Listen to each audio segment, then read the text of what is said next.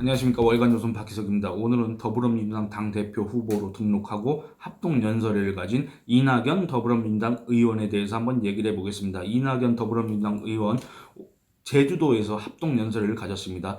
김부겸 전 행정안전부 장관 그리고 박주민 더불어민주당 의원과 함께 합동연설회를 가졌는데, 이 자리에서 이낙연 의원은 왜 굳이 당대표 선거에 나왔느냐 이렇게 자문하면서 이렇게 자답을 했습니다. 뭐라고 했느냐면, 국민이 어렵고 국가가 어렵다. 문재인 정부가 어렵고 더불어민주당이 어렵다. 그래서 제가 나섰다. 그래서 이 위기의 리더십으로 이 국난 극복을 하고 정권 재창출을 이루겠다. 이렇게 다짐을 했습니다.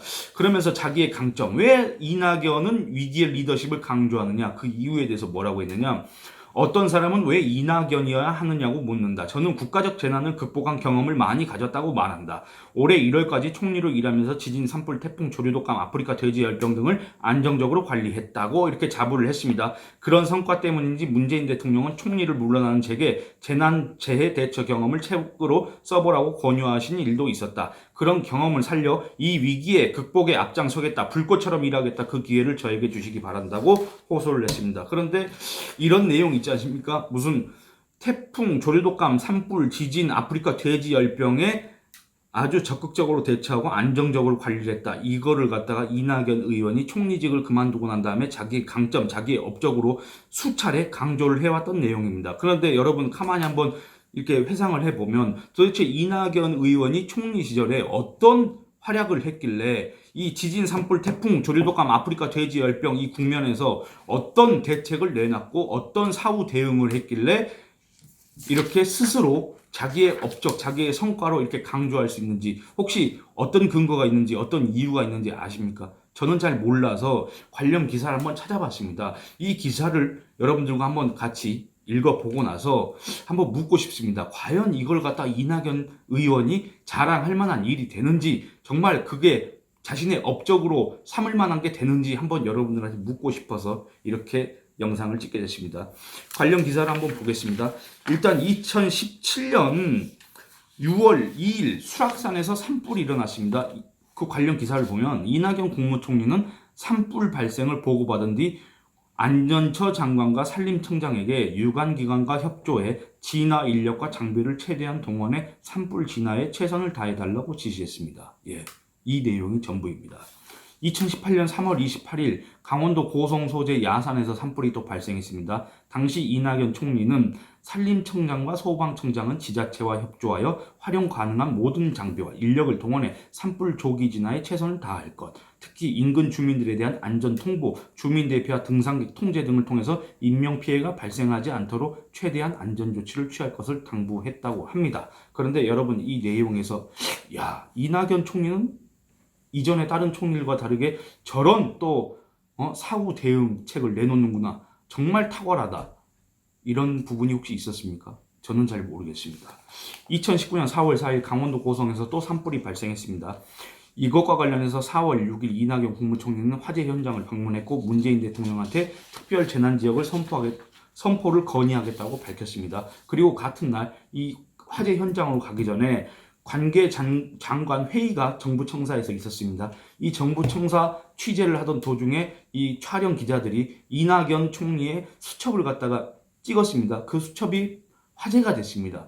기사 제목들을 보면 뭐라고 되어 있냐면 이낙연의 깨알 메모 막 이런 식으로 되어 있었습니다. 그래서 이 기사들의 대부분이 아니라 전부 다 참 이낙연 총리는 꼼꼼하고 저렇게 메모를 잘하고 그래서 뭔가 이 업무 파악을 잘하고 있다는 식으로 이렇게 칭찬하는, 긍정적으로 평가하는 그런 기사들이었습니다. 그런데 이 이낙연 깨알 수첩, 깨알 메모 이런 거는 아마 어렴풋하게 알고 계실 텐데, 과연 그때 당시에 이낙연 총리가 자기 수첩에다 뭐라고 적었는지 혹시 기억하십니까? 이 수첩에 적은 게 뒤늦게 화제가 되자 이 총리 비서실장이었던 정운현 씨가 이낙연 총리의 수첩을 달라고 해가지고 그 전문을 공개를 한 게 있습니다.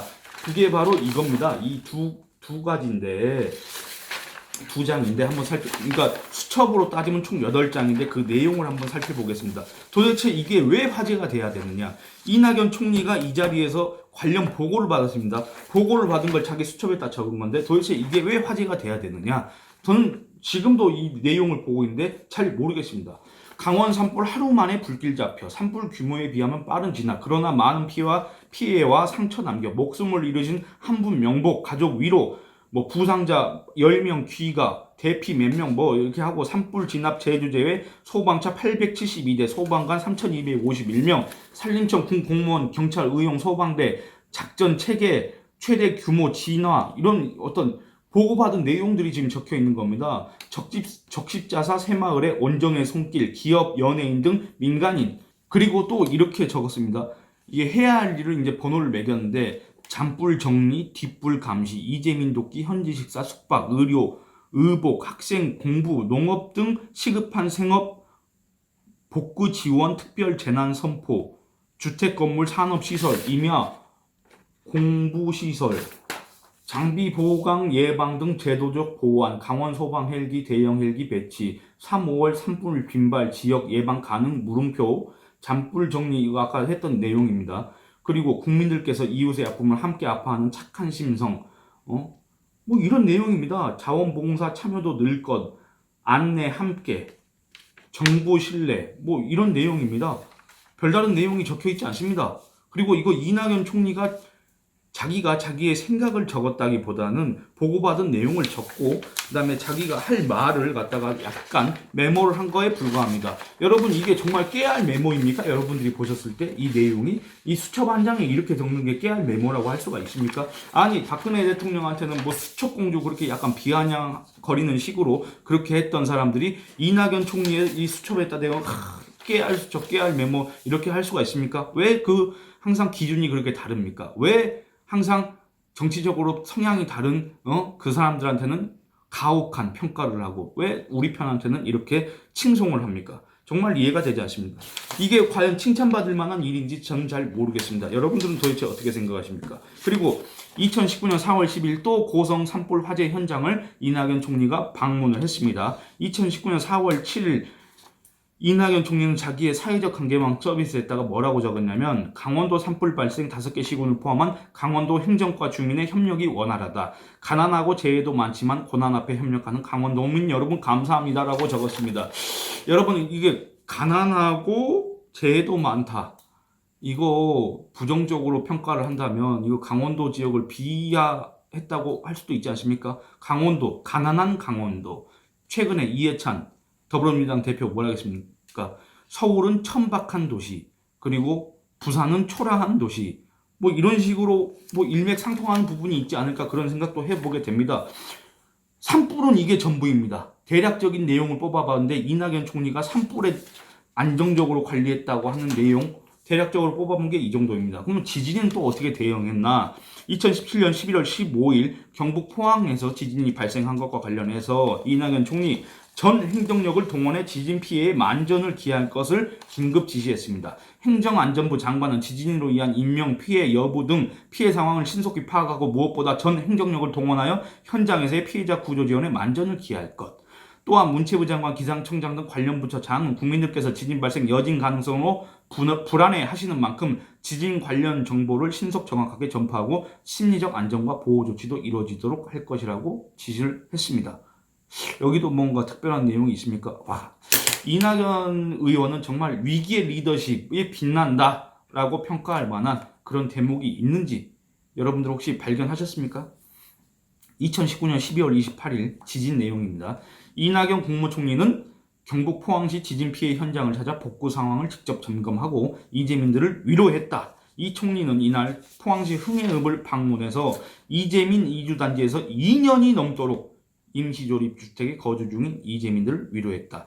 여러분 2017년 11월 달에 포항 지진이 발생했는데 2019년 12월 말에 아직도 이 이재민들이 돌아가지 못하고 임시 거주지에서 조립주택에서 거주하고 있었다는 얘기입니다. 그러면 이거 안정적으로 잘 대처했다, 사후 관리도 제대로 했다 이렇게 평가할 수가 있는지 잘 모르겠습니다. 물론 이거에 대해서 이낙연 총리는 또 뭐 그때 당시에 국회에서 관련 법이 통과가 안 돼서 이렇게 했다고 하지만 글쎄 지금 이 집권 세력이 하는 걸 보면 여러 가지 다른 묘수도 있었을 텐데 굳이 국회를 갖다가 핑계를 대면서 겸명을 할 수가 있을까? 그런 생각도 듭니다. 그리고 태풍은 또 어떻게 대처를 했느냐?